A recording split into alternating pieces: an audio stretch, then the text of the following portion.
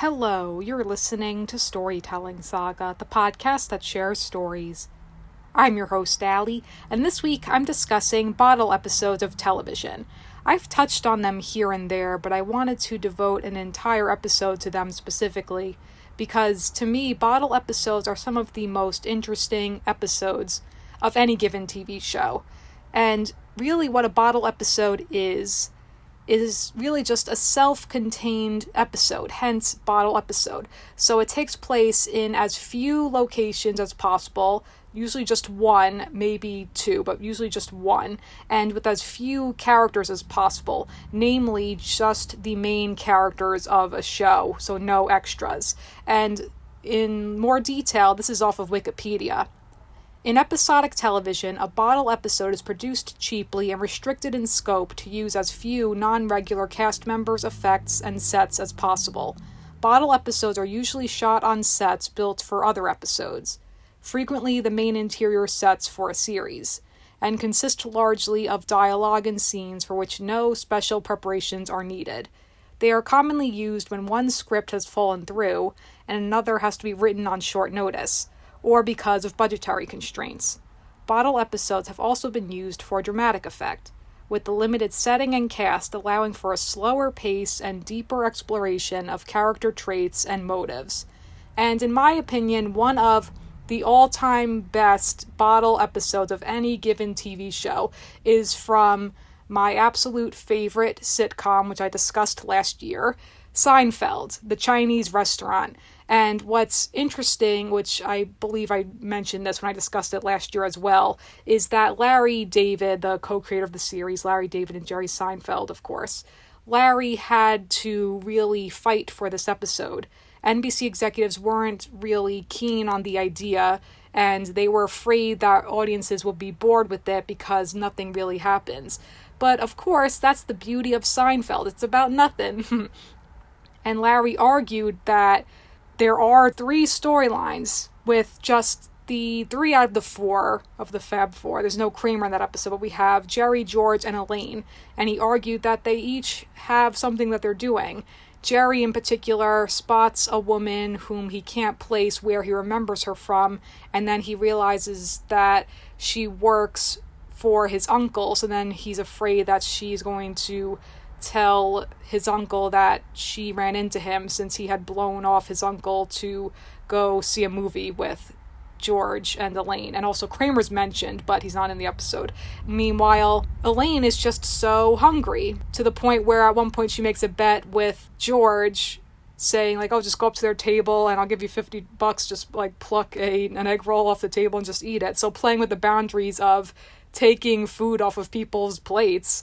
And of course she doesn't go through with it, though. She tries, though. And then George, his plot line is that he is waiting for a call from his girlfriend at the time because of the whole fiasco where he had to excuse himself to leave her apartment while they were fooling around and he had to go to the bathroom.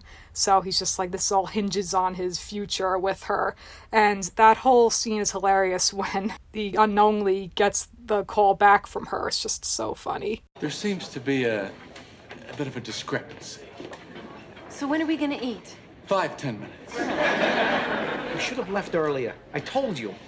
I don't see any way we can eat and make this movie. Oh, well, I have to eat. Well, let's just order it to go. We'll eat it in the cab. Eat it in the cab? Chinese food in a cab? We'll eat it in the movie. What? Where do you think you're going? Do you think that they have big picnic tables there? Well, what do you suggest? I say we leave now, we go to Sky Burger, and we scarf them down. I'm not going to Sky Burger. Besides, it's in the opposite direction. Let's just eat popcorn or something. Conrad? I can't have popcorn for dinner. Conrad! We have to eat. Well, they have hot dogs there. Oh, movie hot dogs. I'd rather lick the food off the floor. I can't go anyway. I have to wait here for Tatiana's call. Let me just check. Excuse me, I'm expecting a call. Costanza? Yes, I just got a call. I yell, Conrad! Conrad! Just like that. Nobody came up, I hang up. Well, was it for Costanza or? Yes, that's it. Nobody answered. Was it a woman? Yes. I tell her, you're not here.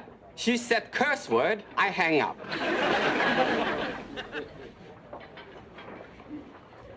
She called.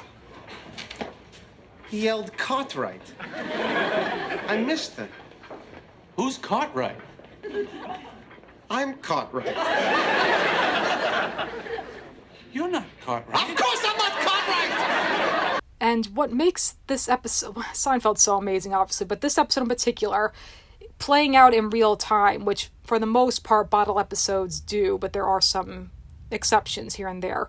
But that's what makes it so brilliant, and what it really makes it feel like play out as a play. Because just this one setting and just waiting over the span of 22 minutes. And it just is so relatable when you're just so hungry. You're waiting to, not even for your food, just waiting to sit down. And evidently Larry David got this idea when he and Jerry were waiting to sit down at a table in LA. So, taking just those small everyday things and blowing them so out of proportion, just pouring over the minutia and just daily annoyances and social faux pas. That's just all of the beautiful things that make Seinfeld, the show, what it is. So that just really encapsulates all of it, how it's about nothing, and yet it's about so much. Just everything is a big deal. It's just fantastic. So that to me is one of the best episodes, best bottle episodes in general, and one of the best episodes of Seinfeld too, because also they were worried that the NBC executives were worried that it wouldn't be a successful episode. And then, of course, now in hindsight, it's considered a classic of the show. And another great bottle episode is from a show that people don't like, even compared to Seinfeld. It's not that great compared to Seinfeld, but I really love it. It's comfort food. Friends. I just always have loved Friends. And obviously really successful show. And a great bottle episode is from season 3, the one where no one's ready. And it's just so great because it's just, again, a simple thing where Ross is trying to get everyone ready so they can go to his events that he's speaking at. And of course, it's just all these difficulties. And so then that's the main A story. And then all these little things are happening with each of the 6 main characters. With Monica, when she calls her ex-boyfriend Richard's answering machine, then she accidentally switches the outgoing message, so she's just kind of being obsessive, and then she screws herself over with that, poor Monica. And then with Joey and Chandler, how they're going back and forth with Joey sitting in Chandler's seat, and then he's just getting annoyed, and then when Joey does that whole thing of wearing all of Chandler's clothes, and of course that is a classic scene in the show. Okay, buddy boy, here it is. You hide my clothes, I'm wearing everything you own. Oh my God! That is so not the opposite of taking somebody's underwear. Look at me, I'm Chandler. Could I be wearing any more clothes?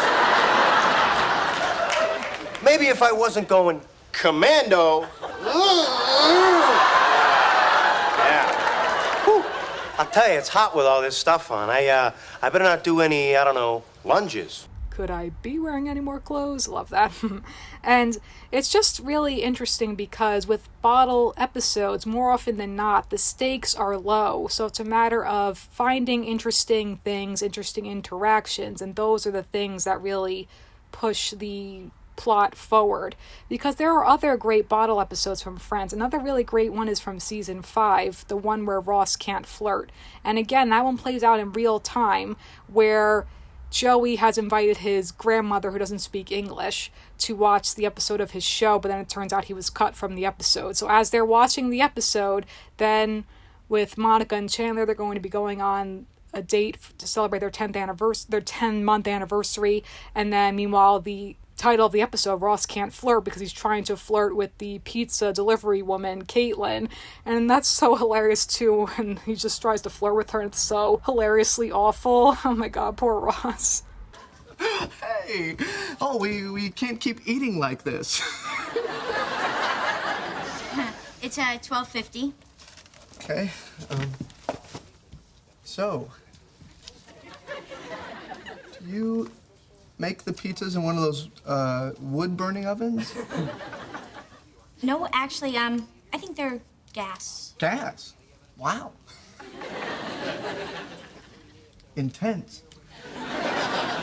If this is the way all the Gellers flirt, we don't have a problem. Hey, you know that smell gas has?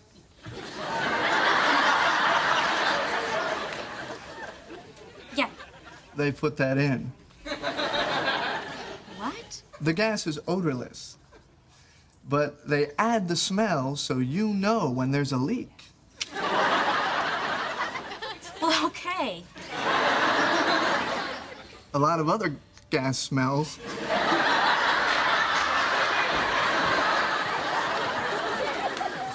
Oh, the humanity.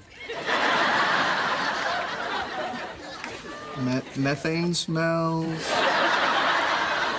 You know what? Actually, I should go. Oh, but I haven't paid you yet. You know what? That's okay. You guys have ordered so many that this one's on me. Last I heard, the cops had over 600 reports of missing women still in Buffalo. 600. Was I talking to her about gas? More so than anything else. I found it interesting. It's just so funny afterwards when he's like, was I talking to her about gas? More so than anything else. And then afterwards when Phoebe just goes up to him and says, hey Ross, what else do they add smells to? It's just so silly, so hilarious. Another great one, too, is from season 7, the one with Monica's Thunder, when after Chandler and Monica get engaged. And really, so just with all these episodes in particular, they just use the main set being Monica and Rachel's apartment. And then there are a few other ones as well, but those are just some of my favorites in particular.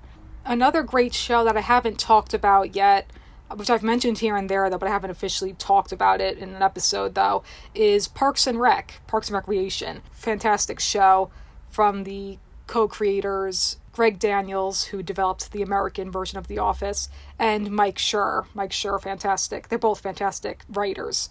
And a great bottle episode from that show is from season 7, the final season of the show, Leslie and Ron, when at that point they were kind of at odds, when we don't find out why though until this episode, why they had this falling out, because throughout the whole show they always had this mutual respect for one another and this really deep friendship despite the fact that they are so different. Namely that Leslie Knope is this bright, shining person who absolutely loves her job, loves the government work she does, while Ron Swanson is this curmudgeon-type character who just very much hates everything related to the government.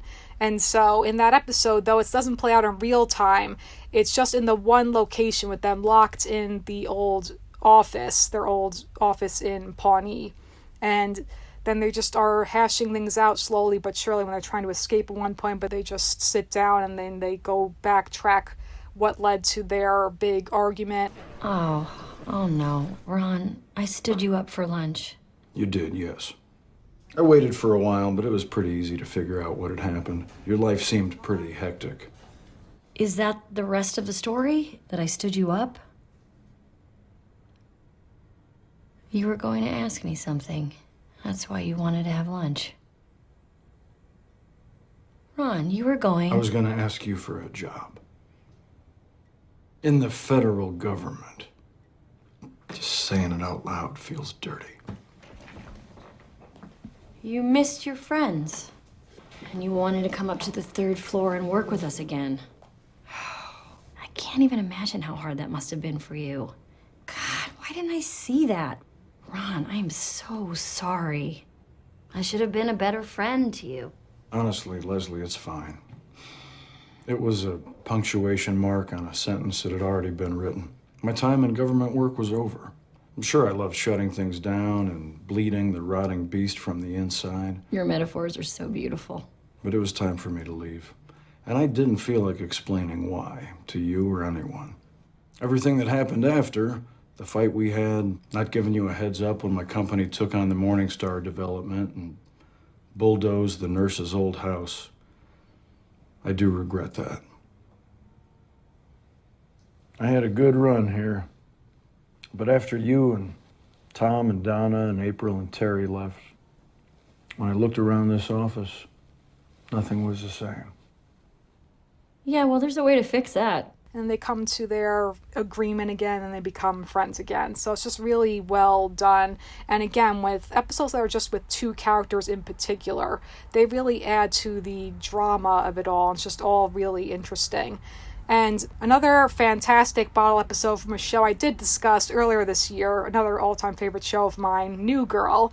And there's several with just certain episodes that just take place in the loft. There are plenty of them. But one really great one, because it also plays out in real time, is from season 4, Backgrounds Check. It's a hilarious episode. I think a standout of the show. I would say most people would agree it's like a top 10, if not top 5 favorite episode. It's just so hilarious with all of the great one-liners, the character interactions, in particular Nick, who as I've mentioned is my all-time favorite character in that show, where he's just slowly losing it because he can't lie to the woman who has come over to do the background check on Winston, because he's trying to, when he's in the police academy, trying to pass so he can become a police officer.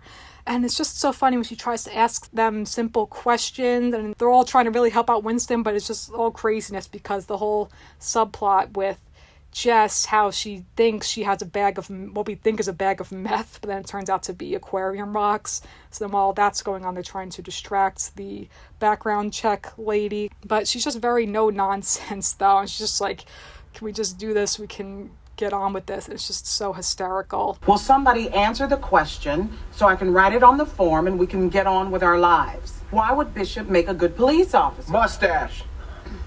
I'm sorry? Because Winston has a mustache, and police officers all have mustaches. No, they don't. Not the ladies. Unless the ladies want to. Why can't a lady have a mustache? She can, and it would look sexy.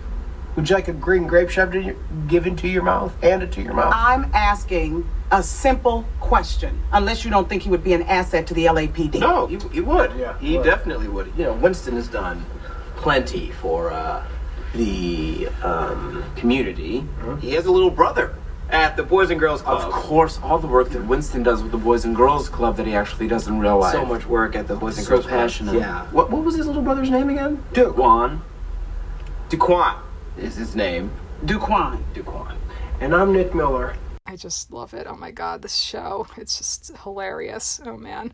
And another great one, again from one of my all-time favorite shows, BoJack Horseman. I've discussed it many times. We'll continue to do so. One of them, of course, is Free Churro from season 5. A great bottle episode because it's really just a 20-minute long monologue of BoJack delivering his mother's eulogy. And I've talked about that episode on more than one occasion, so don't really need to go into it again. But another great one, though, that actually really, to me, is an underrated episode of the show because it's not really an episode that is brought up in terms of the all-time best episodes of the show, in terms of whether it's the animation or whether it's just the really hard-hitting emotional stuff. But just a really great episode, though, and it's a really interesting bottle episode. It's from season 3, Best Thing That Ever Happened. And that is the episode when, at the beginning of it, BoJack fires Princess Carolyn as his agent. And then over the span of the episode, it's basically a long conversation over the span of that entire evening, where when they're at BoJack's restaurant Elefante, and then the chefs quit or whatever, and then they have to work together to make sure that the whole night isn't a disaster because they're trying to impress a food critic who then turns out to just be this BS food critic. It's just so funny. But interesting moments throughout the episode, particularly with Princess Carolyn and BoJack. So though it's just all in the restaurant, then at one point they end up in the freezer, then they're in the kitchen though, and at one point then when they are actually genuinely fighting, they get into a physical altercation fighting. Like all of this heavy stuff coming out, and at one point then there's this intimate, tender side to it when Princess Carolyn is saying how, did you ever love me at all? And then she's saying how, when you held my hand when my dad died, that's the person who I thought always cared about me. And then we get to the point where BoJack says that he does love her. Thanks for your help. Sure. How do you know how to do this? My mom was a live-in maid for a rich family. She had a little trouble bending her elbow too much. Glug, glug. So unless I wanted us to be out on the street, I had to step in and cover for her. A lot. Oh, that rich family loved Italian food. And champagne fountains. And cocaine. And private jets. And screaming at each other. Who threw my cocaine in the champagne fountain? So, standard rich people stuff. I guess. How come you never told me that? I did. Oh. It's okay. I know you never remember anything. That's not true. I remember the first time we met. I went to see Marv. You were there at the desk in front of his office. I thought you were kind of cute, and you said, "Hey, it's good to see you again." Oh, so I guess we'd met before. That was actually the third time we met. The first time we met was when I was an intern and I delivered a script to your house. You were passed out in the yard covered in tapioca pudding. I hosed you down, dragged you inside, and covered you with a blanket. Really? I don't remember that. Shocker. So you've gone from daughter of a maid to head of your own company. Yeah, well, the company's not doing so hot. Hey, don't try to guilt me. But it's not your fault. Turns out being an agent and running an agency are two different skills. It's like asking a really delicious tomato to make you a tomato sandwich. How's a tomato gonna make you a sandwich? He's got no arms. You'll figure it out. Princess Carolyn always lands on her feet. Yeah, but I don't even know why I'm doing it. Does any of it matter? Well, why are you an agent at all if it makes you so miserable? Because I'm good at it. I mean, stuff hasn't been hitting lately, but usually I'm really good at it. Just because you're good at something doesn't mean you have to do it. I'm good at driving sober, but I don't relish the opportunity. But what else would I do? Who else would I be? I do love you, by the way. I mean, as much as I'm capable of loving anyone, which is never enough. I'm sorry.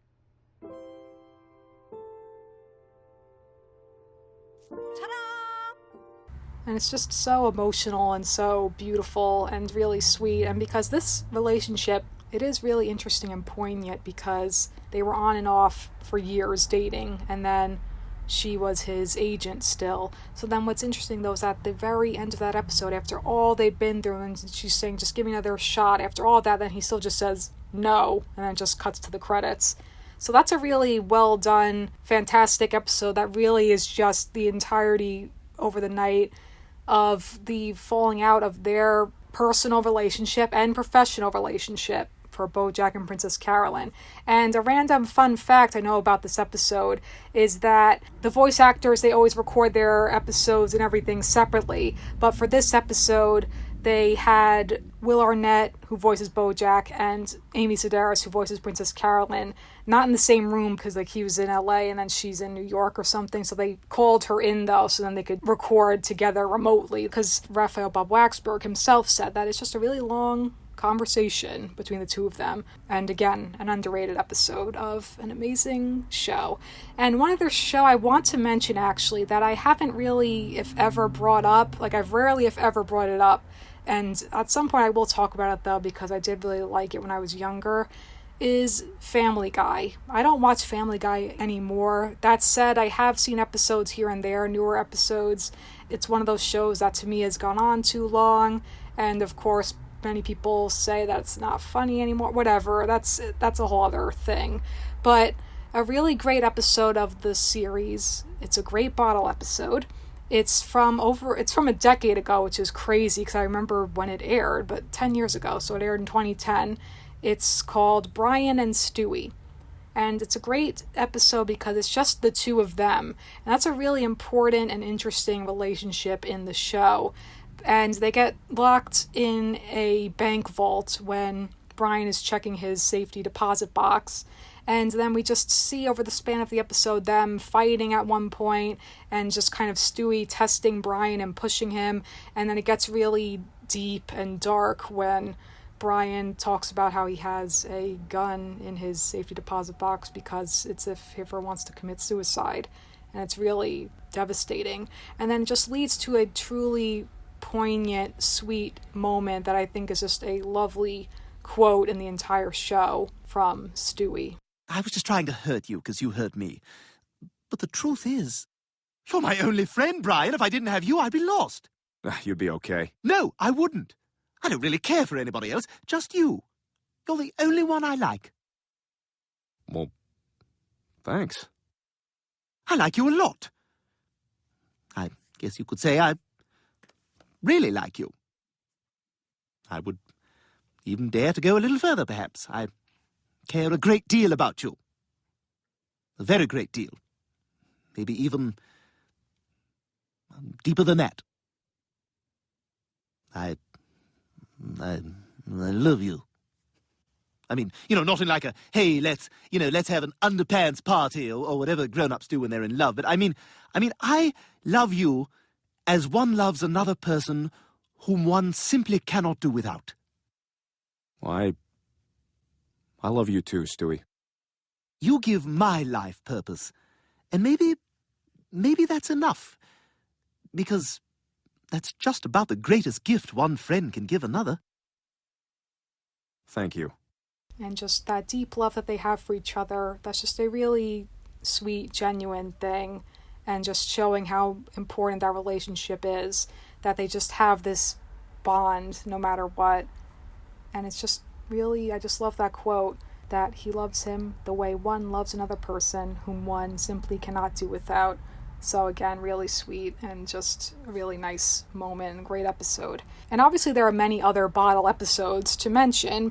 I know there's apparently great ones from a show I've been meaning to watch. At some point I will watch it, Community. And I know there's many other shows obviously as well, but these are just some of my favorites overall. Oh, and actually one other show I want to mention is It's Always Sunny in Philadelphia. A great Bottle episode from that show is The Gang Solves the Bathroom Problem. It just takes place in Patty's Pub, and it's just the gang, Dennis, Dee, Charlie, Mac, and Frank. And it's just so hilarious because they just have this whole discussion about what to do with the bathrooms. And it's just so ridiculous, of course. And it's just really well done, just with the gang, too. That's just one that comes to mind. So, again, Bottle episodes just make for some really great, interesting, dramatic episodes with just upping the tension, whether it's just between two characters or raising the stakes, even if it seems just minor stakes, like those episodes of Friends, but with it playing out in real time in particular. And then it's just, you know, the shenanigans like in New Girl, or just the minutia in Seinfeld. It's just all great and just really interesting.